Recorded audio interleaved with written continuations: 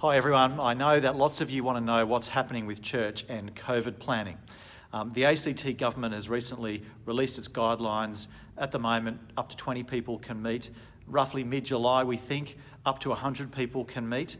But all of that is dependent, firstly, on how the disease progresses, but also whether or not the communities can meet safely. That is, everybody has to have the right amount of social distancing, and there's a whole bunch of precautions that need to be put in place. The bottom line of which is that it's much easier said than done. We all have different instincts here. Some of us are really desperate to get back to how things were. Some of us are actually really desperate for things not to go back to how they were, because how they were probably felt pretty unsustainable.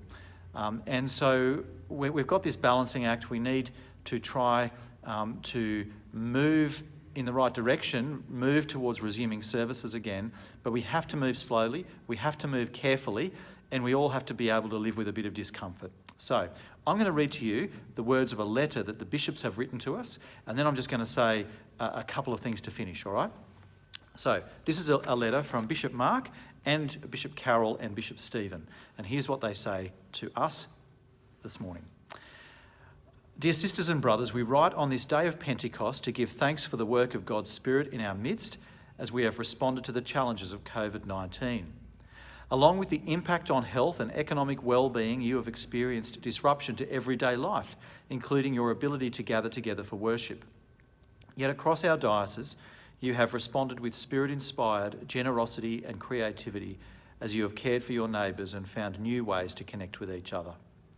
On Pentecost, we are reminded that God has always been the great disruptor of the status quo. As the Apostle Peter draws on the words of the prophet Joel in Acts chapter 2, verses 17 to 21, we see three dimensions of the Spirit's disruptive work. First, there is a disruption to established hierarchies. From now on, anyone, male and female, young and old, slave and free, can prophesy as they speak God's message. Second, there is a disruption to the order of creation. From now on, the very elements of earth and sky are being called to witness to the acts of God. Third, there is a disruption to individual destinies. From now on, everyone who calls on the name of the Lord Jesus shall be saved from the judgment that is coming on this present age. Even as we long for a return to something like business as usual, we encourage you to look for signs of God's work in the midst of our challenges. God has seeded new ministries, established new connections within our communities, and opened up new ways of being church. There is much we can learn from and carry with us in the days ahead. We would also ask you to pray for the work of God's Spirit among us as we negotiate the gradual lifting on restrictions on gathered worship. The fruit of the Spirit, listed in Galatians chapter 5, verses 22 and 23, love, joy, peace, patience, kindness, generosity, faithfulness, gentleness, and self-control, will enable us to make this journey in a way that honours the Lord Jesus. We look forward to making that journey with you.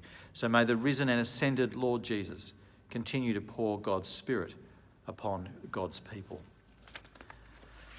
So, look, we've got some possibilities to consider, and that there's work happening here. And Linda Barrich on Parish Council, she's coordinating a lot of work within the parish to drive some things forward. And we'll let you know what that looks like as soon as we can. But maybe we have to be open-minded about what church is going to look like for a while. Maybe we might have to take it in turns to come to church so that we're able to worship in smaller groups. Maybe Holy Communion will not be as available as we would like it to be. Maybe we're going to have to rely on smaller groups of fellowship and encouragement. Look, that would be no bad thing. That could be a really healthy, strengthening thing for our church long term if we're able to connect together in some smaller groups. It'd be really helpful in this time as well. So we've got some options ahead of us.